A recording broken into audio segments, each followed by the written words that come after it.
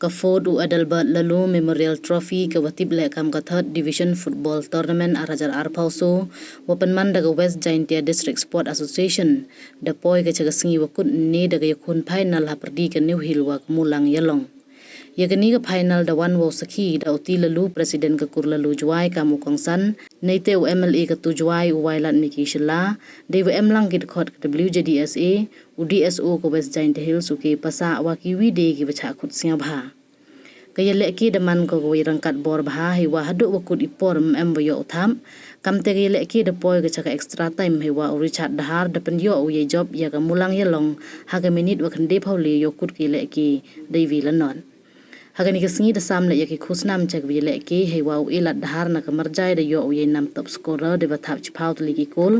u confirm bang na New Hill da yo ye nam best goalkeeper u Richard dahar na ka Mulang Ialong da yo ye nam man of the match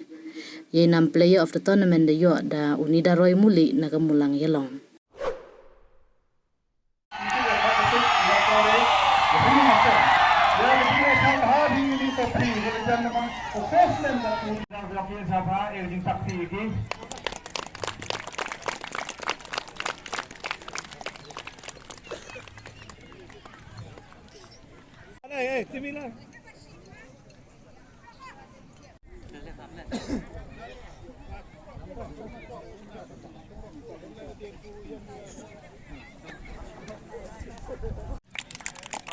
Demikian pun nanti kembali.